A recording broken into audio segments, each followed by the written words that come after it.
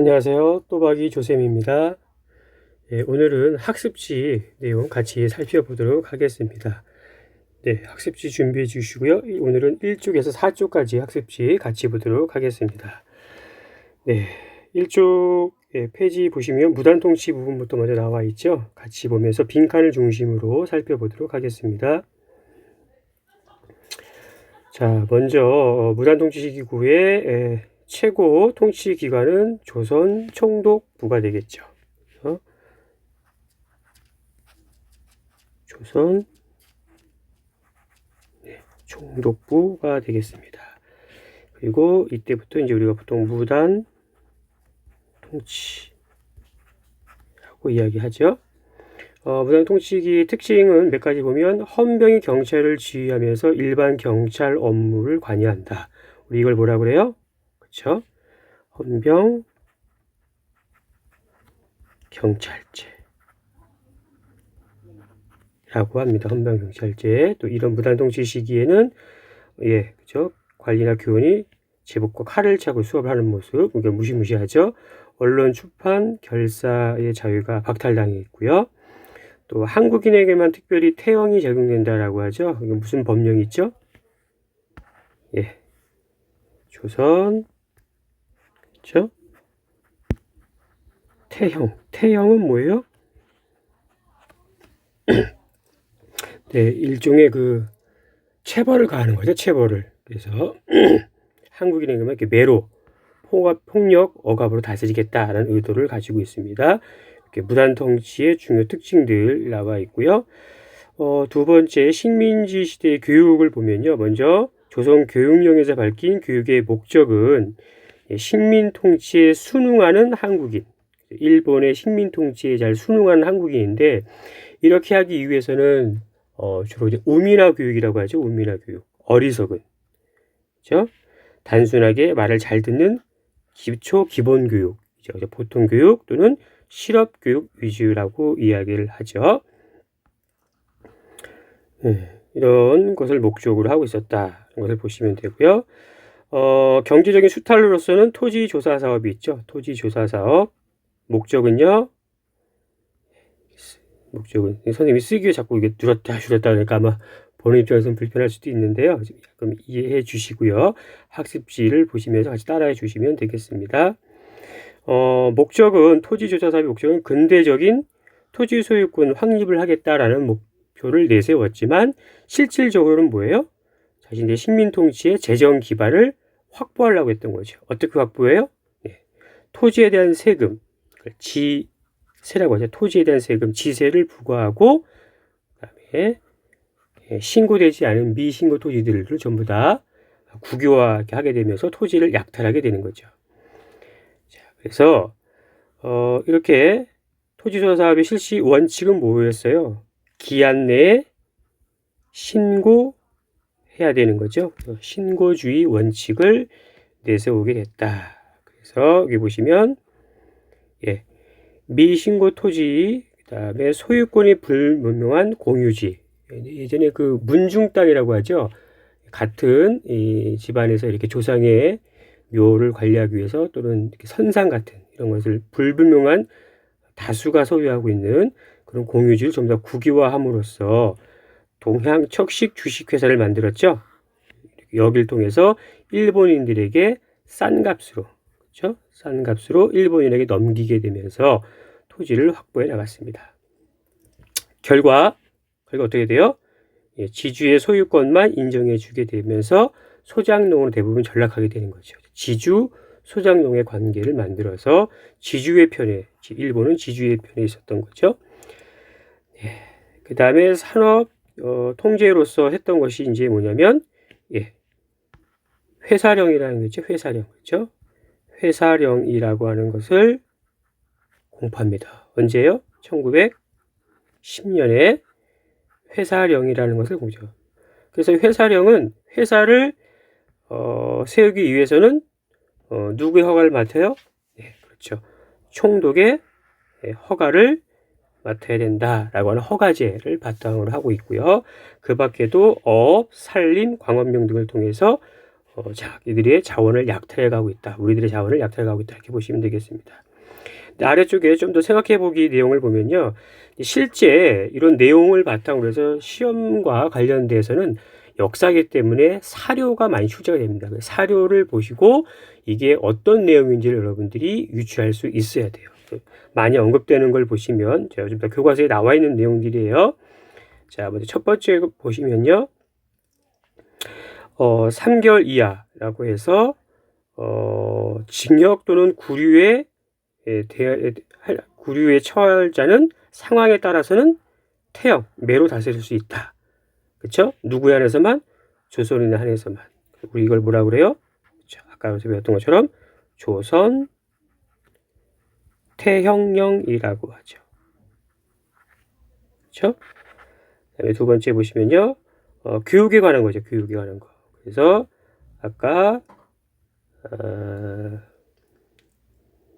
그죠. 충실한, 순응하는 한국인 육성하는 목적이죠. 충량한 국민을 육성한다.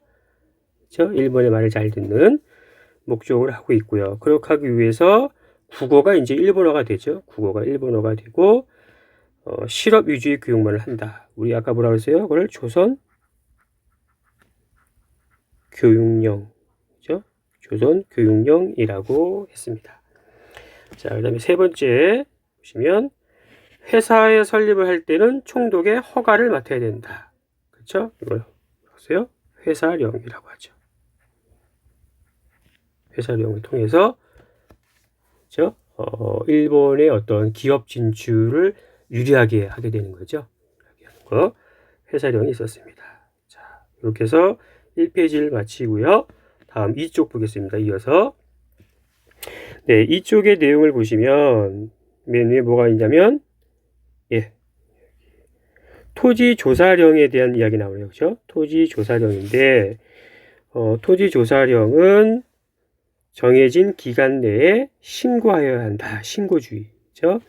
그래서 이러한 토지조사령의 어떤 실시 목적은 뭐였어요? 앞부분 나와 있지만 다시 한번 또 우리가 글로 정리하면 목적은 뭐였어요? 목적은 그죠? 목적은 일본인 토지 소유를 쉽게 하려고 하는 거죠. 그죠? 일본인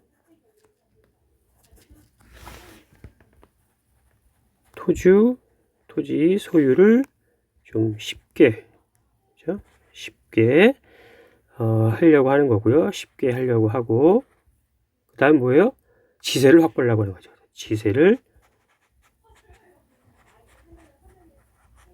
확보하기 위해서 이런 토지 조사 사업을 벌인 거죠.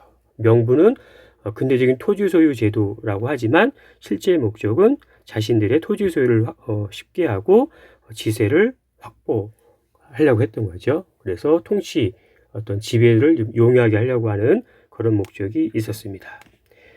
자, 두 번째, 이제 20년대 문화 통치 부분을 보도록 하겠습니다. 20년대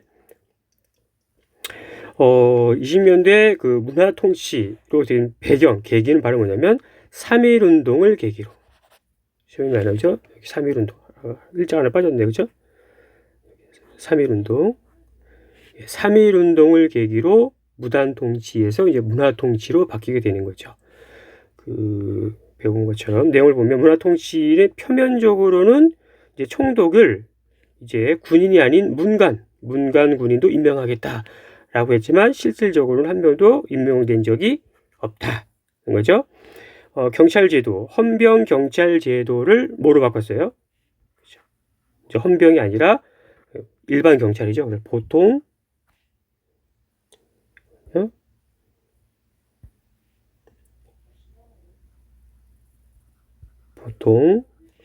경찰제로 전환됐다는 거죠. 그리고 그렇지만 경찰 수안의 수는 증가하게 되는 거죠. 그러면서 여기 또 고등경찰이라고 해서요. 고등경찰제라고 해가지고 보통 경찰제라는 말도 쓰는데 보통 경찰 내에 이제 고등경찰, 조선인 출신의 경찰이죠. 고등경찰제라는 말도 쓰기도 합니다. 그리고 1925년에는 이제 3.1운동 이후에 사회주의가 많이 대두된다고 했죠. 사회주의 사상이. 그래서 그들을 치안 유지법이라는 것을 만들었어요. 그래서 원래는 일본의 어떤 그 체제는 이제 천황제죠. 일본의 천황제. 그 다음에 기본적으로 이제 그 자본주의, 그래서 사유재산제도를 부정하는 그런 사람들을 통제하기 위해서 만든 것이 치안유지법인데, 그걸 그대로 우리 국내에도 적용을 해서 대체로 이제 사회주의자들을 좀 탄압할 목적으로 만들었던 것이죠. 치안유지법이라고 하는 것이 있습니다. 자, 그 다음에 이제 신문 발간을 허용해 주죠. 그래서 우리나라 조선동아일보가 이때 처음 발행이 됐죠. 1920년에 발행이 됐는데 검열이 강화됐다. 사전 검열 제도가 강화되고 통제하고 있는 거죠. 교육 정책은 이제 2차 조선 교육 정책력이 있었고요. 그래서 좀 더 학교 수가 많이 증가하고 있지만 여전히 한국인들이 이때 당시에 교육을 받기는 여전히 어려웠다. 거고, 또 식민지 차별 교육도 여전했다라는 거 참고를 하시면 되겠고요. 정치 참여에 있어서도 겉으로는 자치제를 많이 요구했지만 좀 무마할 목적으로 주로 일본인이라든지 또 친일 인사들을 이렇게 협의회라든가 평의회에 이렇게 참여하게 했죠. 이것은 의결이 아니고 뭐예요? 자문기구죠. 그러니까 뭐 법적으로 권한이 없는 것이고 형식적으로 이렇게 의견을 좀 묻는 정도에 관되어 있었다. 결국 이렇게 문화 통치를 통해서 이들이 꾀하려고 했던 것은 뭐냐? 결과적으로는, 그렇죠? 결과적으로는 민족 분열 정책을 꾀하고 했던 거죠. 그래서 친일 세력을 양성해서 결국 민족 분열 정책으로 대표적인 것은 바로 뭐예요? 친일파 양성이죠. 친일 세력을 양성해서, 그죠? 양성해서 어떻게 하려고 해요? 친일 세력을 양성해서 결국은 이제 이것이 나중에 20년대 이후에 가면 민족 개조론, 그죠? 민족 개조론 또는 자치론 같은 것이 대두하게 되면서 이제 친일파가 된 거죠, 20년대. 그래서 민족주의 내에서도 이제 뭐 나중에 배우겠지만 이제 타협적 민족주의자, 일본에 협조하려고 하는 그런 것들이 대두하면서 사회적 음절, 그야말로 같은 민족끼리 어떤 서로 대립 갈등하게 되는 거죠. 그래서 이러한 민족 분열 정책, 문화 통치는 겉으로는 좀 유화 정책이지만 실질적으로는 민족 간의 분열을 갈등을 야기시키는 민족 분열 정책이었다라고 볼 수 있습니다. 자, 경제적인 수탈 부분에서는요, 20년대 산미 증식 계획이 있습니다. 산미 증식 계획. 산미 증식 계획의 배경은요, 1차 세계대전 중에 이제 유럽이 전쟁을 치르고 있으니까 일본이 굉장히 경제력이 부상이 됩니다. 그래서 일본은 공업화, 그죠? 공업화가 되고 또 산업화가 되는 거죠. 그러다 보면 어떻게 될까요? 도시로 인구가 급증하게 되는 거죠. 인구가 급증하게 되면서 쌀 수요는 어떻게 될까요? 부족해지죠. 쌀이 부족해지니까 쌀 수요의 필요성이 급증하게 되면서 쌀 부족 현상이 발생해요. 우리는 일본식으로 뭐라고 하냐면 이거를 쌀 소동 현상이라고 해요. 쌀 소동. 쌀이 이제 바탕나면서 이제 문제가 되는 거죠. 그래서 이 부족해진 쌀을 어떻게 해요? 조선에서 확보하려고. 그러려면 어떻게 돼요? 쌀을 많이 생산해야 되겠죠. 산미 증식 계획, 그죠? 쌀을 증산하려고 하는 계획이다. 어떻게 증산하려고 하느냐? 쌀 증가를 위해서 밥보다는 뭐예요?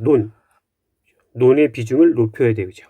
그리고 이제 여러 가지 시설이 많이 확충돼야 되겠죠. 수리시설이라고 하죠. 수리시설 확충. 그렇죠? 관계의 수리시설을 확충하고 일본 벼 품종을 많이 보급시키면서 생산을 늘리려고 하는 거죠. 여기에 또 화학 비료, 그렇죠? 좀 더 추가한다 그러면 화학 비료 같은 거, 화학 비료, 그렇죠? 화학 비료를 사용한다. 이런 것들을 통해서 쌀 생산을 증산시키려고 하는 거죠. 그래서 산미 증식 계획은 결과 보세요. 결과 결과 원래 목표하려고 했던 양은 실패하죠. 그죠? 목표 증산되죠. 목표 증산량이 실패하지만 수탈량은 어떻게 해요? 증가한다는 거. 그죠? 수탈량은 증가하게 되면 더 많은 쌀을 가져가게 됐다라는 거죠. 그럼 국내는 어떻게 될까요? 쌀이 부족해지겠죠. 그래서 쌀 부족해진 것을 만주에서 잡곡을 수입해서 해결하려고 했던 이런 현상들이 산매 증식 계획의 결과 나타나고 있다. 내용을 이해하시면 되겠습니다. 자, 일본 자본의 침투. 그러니까 여기서 일본이 이제 경제적 부가 진출하니까 해외 자본을 이제 막 투자하려고 하겠죠. 그래서 조선에 들어와야 되는데 조선은 이제 회사령이라는 것이 있죠. 총독부 일일이 다 허가를 받아야 되는 거죠. 그게 너무 불편한 거예요. 그래서 이 회사령을 어떻게 해요? 회사령을 폐지합니다. 언제? 1920년에 회사령을 폐지해서 허가가 아니고 뭐예요? 신고만 하면 다 할 수 있는 거죠. 그러면서 일본 기업이 자유로운 진출을 좀 보장했다가 되는 거죠. 그리고 일본 상품에 대해서는 관세를 폐지해요. 그만큼 일본 제품이 싼 값에 들어올 수 있게 되면서 국내의 산업은 더욱더 타격을 받겠죠. 이렇게 20년대의 모습 보시면 되겠습니다.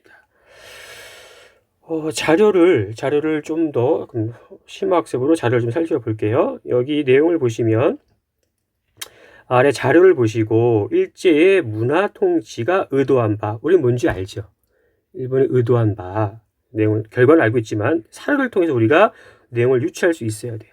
문제 보시면 누가 얘기했냐면 사이토 마코토, 그러니까 3.1운동 이후에 새로운 총독이죠. 사이토 마코토가 와서 뭐라고 주장을 하냐면 당국의 태도 방침을 1층 철저하게 한다.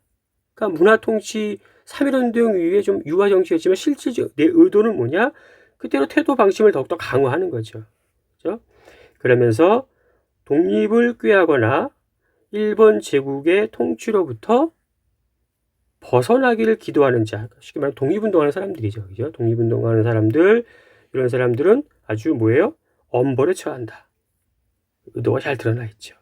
그리고 친일 단체를 조직하고 그들이 친일 단체를 만들게 해서 일본에 충실하게 협동하도록, 그죠? 그리고 협조하도록 또 그들을 잘 활용하려고 하는 거. 이거 우리 한마디로 뭐라고 그래요? 네, 그렇죠. 의도한 바는 바로 민족 뭐예요? 분열 정책, 그렇죠? 민족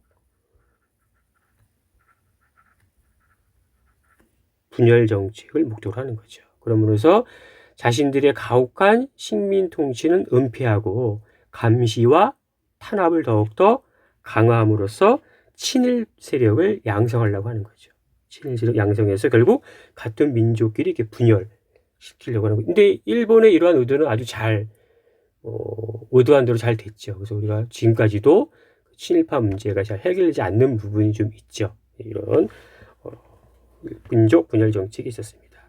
네. 그래서 2페이지까지 내용을 살펴봤고요. 조금 속도를 내볼까요? 자, 3쪽 보겠습니다. 3쪽. 3쪽은 우리가 최근에 배웠어요. 그렇죠? 이제 1910년대 국내 국외의 민족 운동이었죠. 이제 보시면 국내의 특징은 이제 뭐라고 되어 있어요? 국내의 특징은 비밀리에 이루어졌다. 일본의 가혹한 통치를 벗어나서 비밀리에. 뭐라고 그래요? 비밀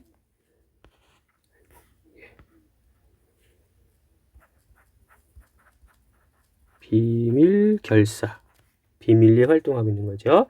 대표적인 단체가 뭐가 있었죠? 그 두 가지, 독립, 의금부, 그렇죠? 독립군은 임병찬이 고종의 밀지를 받아서 했다고 되겠죠. 독립, 의금부, 의자, 마지막 의병이었다. 그렇죠? 그래서 이 사람들은 이제 일본으로부터 벗어나면 어떤 나라? 다시 임금을 세우려고 했죠. 왕을 추대하려고 하는 걸 뭐라고 그랬어요? 복벽주의. 이 벽자가 임금 벽자예요. 복은 다시 회복하겠다. 그러니까 임금을 다시 추대해서 나라를 되찾겠다라고 하는 목적이 있다고 그랬죠. 아쉽게 발각돼서 실패했고요. 두 번째, 이와 대비되는 것이 뭐냐? 박상신 등이 중심이 돼서 했던 거. 뭐가 있었어요? 그렇죠. 대한 대한광복회. 대한광복회가 1915년에 그죠? 결성되죠. 이들은 복벽지와 달리 뭘 내세웠어요? 그렇죠? 공화주의. 주권이 임금이 아닌 국민에게 있는 거죠. 주권이 국민에게 있다. 그래서 독립군을 양성하고 해외 독립군 기지를 건설하죠. 독립군 자금을 모금하기 위해서 친일파 처단이라든가 또 부자, 부유한 사람들에게 의연금을 거둔 이런 활동들을 하면서 이후에 독립활동에 많은 영향을 끼쳤습니다. 대표 10년대 독립의금부와 대한광복회가 있다. 이렇게 보시면 되겠습니다. 자, 그럼 해외의 독립운동 기지. 여기는 뭐라고 그랬어요, 선생님이? 네, 위치와 단체를 구분할 수 있어야 된다. 시험에 많이 된다고 그랬죠. 지도 그림과 함께 만주, 연해주, 미주, 미국, 미주 등등이 있었고요. 서간도 쪽에서는 유명한 게 뭐가 있어요? 삼원보도 있죠. 삼원보. 그렇죠?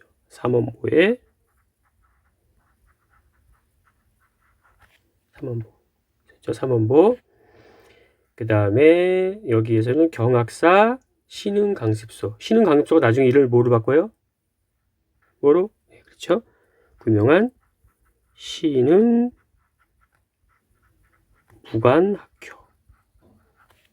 개편된다라고 되어 있죠. 그 다음에 북간도 쪽에서는 김약은, 이상설 등이 뭘 주직했냐면요. 교과서에 잘 보시면 간민회라는 게 나와요. 간민회 주직했다. 그리고 서전선수, 그 다음에 명동학교 정도 기억하시죠. 명동학교. 그 다음에 대종교 있죠. 대종교 단군을 받드는 단군 신앙이죠. 단체가 뭐가 있냐면 중광단을 조직했습니다. 중강단을 조직했고 이들이 이제 뭐로 바뀌었냐면 중강단이 뭐로 개편했냐면 그 유명한 청산리 대첩 주역이었던 북로 군정서로 개편돼요. 북로 군정서로 개편됐다. 저기 연해주 지역 블라디보스토크에 가면요. 한인 집단촌 새로운 한인 그걸 뭐라고 그래요? 신한촌이라고 해요. 신한촌이 형성됐고요. 이들은 뭐요? 서로 권업회를 조직했고 권업회가 명칭을 많이 달리한다고 그랬죠. 대한광복군정부, 대한국민의회 등등으로 있습니다. 그다음에 미주 지역에서는 대한인국민회, 우리 한인들이죠. 한인들이 미국에 건너갔죠. 그래서 대한인국민회 정도 보시면 되고 독립선언은 대동단결선언과 대한독립선언서가 있죠. 공통점 뭐라고 그랬어요? 둘 다 공통점은 다 민주공화제를 추구하고 있다. 이런 내용 해외에서 보시면 되겠습니다. 자, 그 다음에 이제 3.1운동, 마지막 우리가 3.1운동 배웠죠? 3.1운동 보시면요. 3.1운동의 배경 전개의 보셔야 되죠. 배경. 제1차 세계대전 전후 처리 문제로 파리 강화회의가 열렸고요. 그 파리 강화회의에서 뭐예요? 미국 대통령 윌슨의 민족 자결주의. 아셔야 되죠? 민족 자결주의. 민족의 운명을 스스로 결정한다.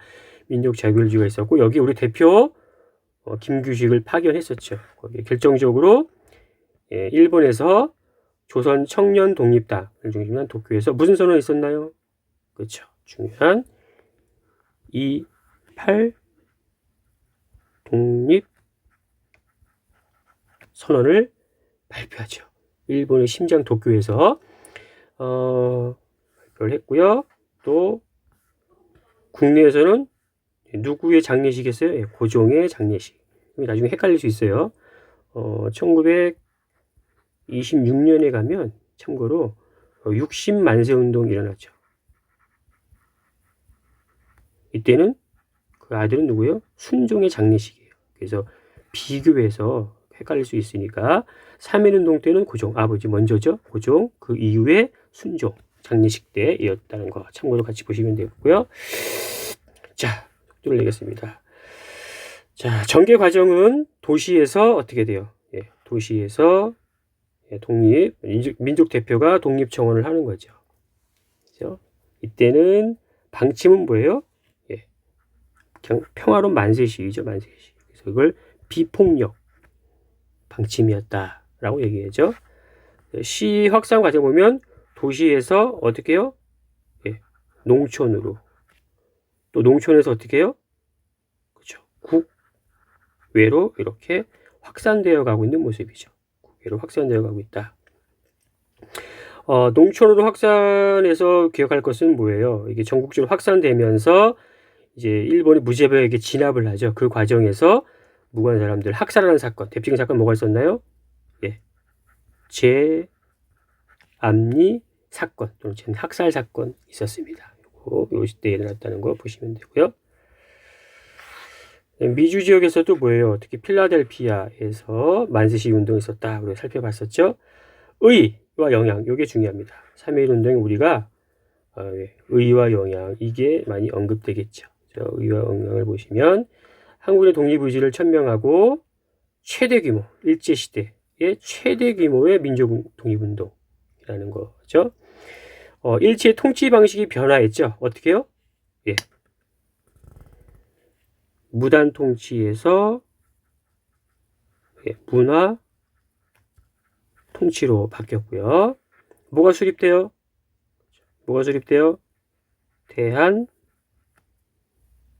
대한민국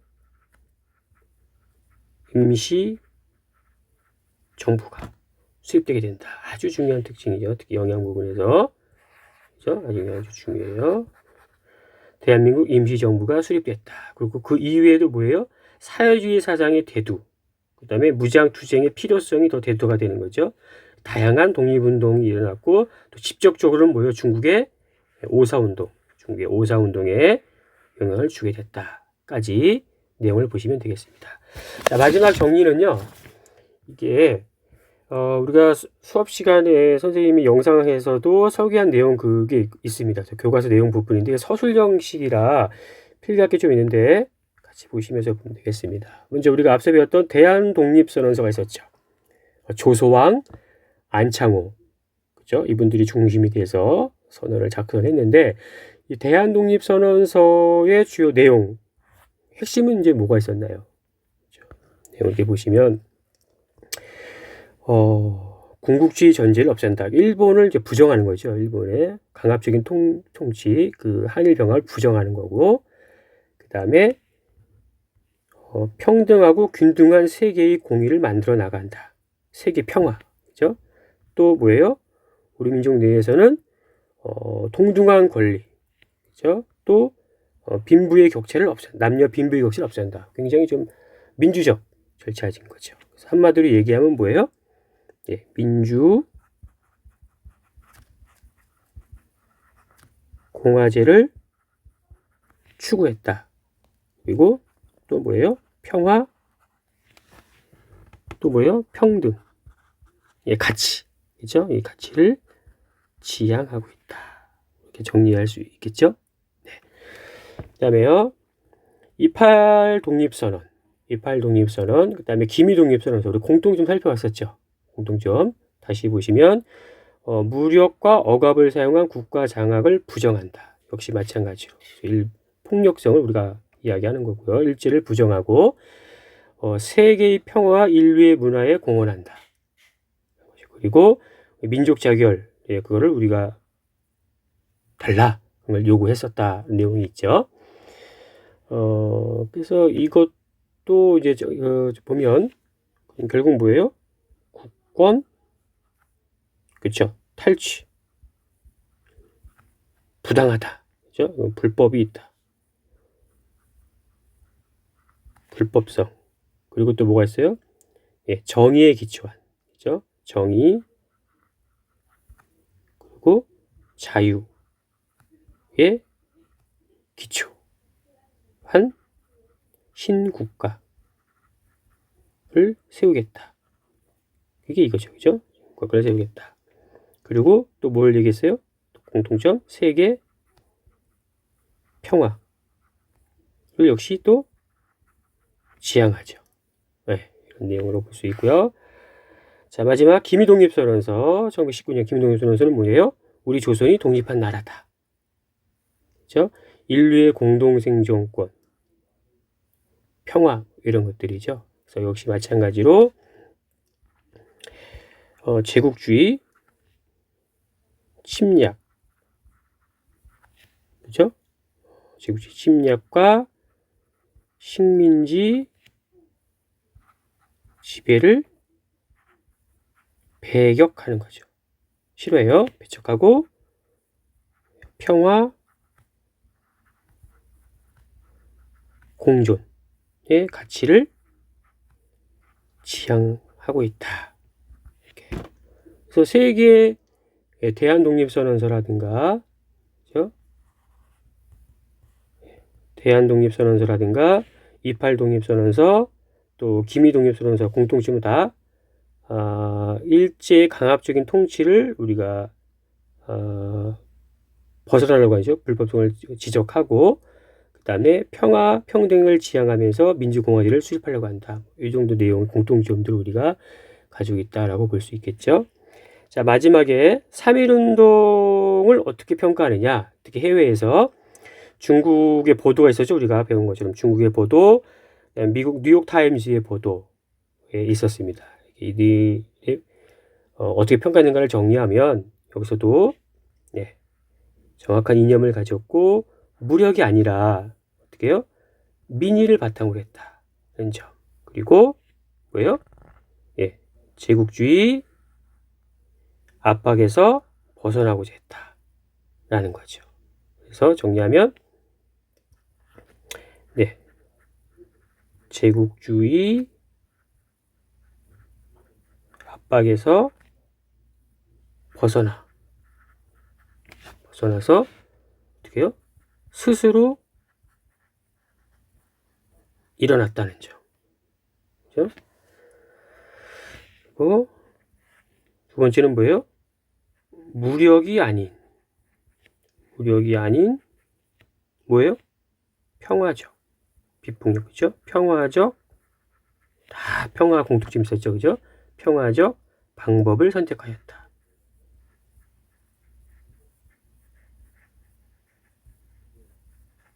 평화적 방법을 선택하였다. 세 번째는 뭐예요? 군주라든가 어떤 지배층이 이끈 것이 아니죠. 그렇죠? 민의에 바탕을 뒀다고 되겠죠. 그러면 군주라든지 지배층에 의한 것이 아니라 누가 스스로, 그죠? 민의에 바탕을 둔 뭐예요? 바탕을 두었다. 바탕을 두었다는 점, 이런 것들이 정리해 볼 수 있겠죠. 그래서 좀 더 자세한 내용은 우리 3.1운동의 어떤 전개와 영향 영상 강의에서 표로 한번 더 정리된 게 있어서 그것도 같이 참고해서 보시면 되겠습니다. 이렇게 해서 4쪽까지 학습지 내용 정리를 했습니다. 필기한 부분들을 좀 반복하면서 보시면 되겠고요. 다음 시간에는 이제 대한민국 임시정부 수립 관련된 내용을 살펴보도록 하겠습니다. 네, 수고 많으셨습니다. 다음 시간에 또 뵙겠습니다.